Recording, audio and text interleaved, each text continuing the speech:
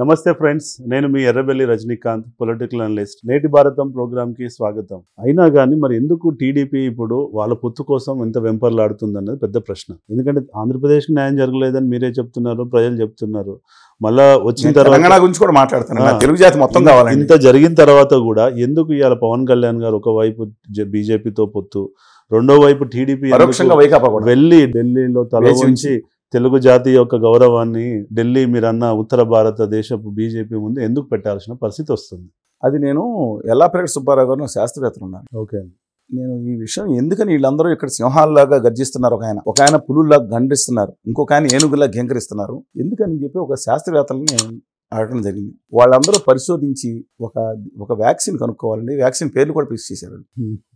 వీళ్ళకి ఇక్కడ సింహాల గర్జించేవారు పిల్లుల్లో కూడా సౌండ్ ఎందుకు గొంతు మారిపోతుంది, థ్రోట్ ప్రాబ్లమా లేకపోతే ఇంకోటి ప్రాబ్లమా అని చెప్పి నేను వాళ్ళని ఏంటంటే వాళ్ళందరూ శాస్త్రవేత్తలు తెలుగులో చాలా మంది ఉన్నారండి.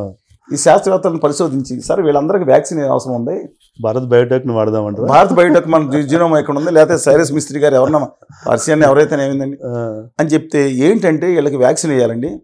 వీళ్ళకి ఆ ధైర్యం శక్తి ఎలాగానే ఒక్కొక్కళ్ళు ఈ నాయకులందరూ కూడా కేర్ ఫ్రీ కండోమ్ ఉంటాయి కదా, ఏదో ఉంటాయి కదండి, అది భయంతో వణుకుతా పెట్టుకుని వెళ్తున్నారు వీళ్ళందరూ.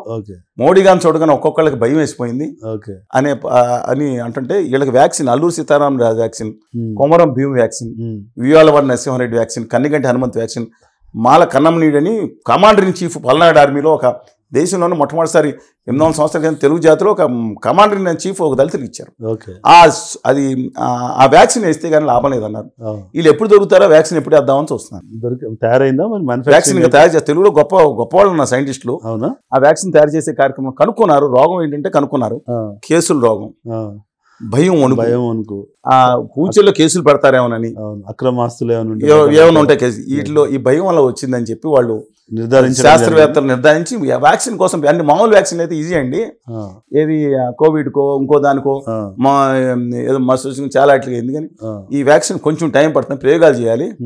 ఇది మామూలు జంతువుల మీద ప్రయోగాలు చేస్తే కాదు, మనుషుల మీద ప్రయోగాలు చేసిన అవసరం ఉంది. 70 సంవత్సరాలు ఉన్న వాళ్ళు కూడా తట్టుకోగలుగుతారంటారా ఈ వ్యాక్సిన్? పర్వాలేదు, ఏ వ్యాక్సిన్ వేసినా తెలుగు జాతి కోసం వ్యాక్సినే కదండి, బాగుపడుతుందనే ఉద్దేశంతో ఒక పాజిటివ్గా వెళ్దామని చెప్పడం జరిగిందండి. ఓకే,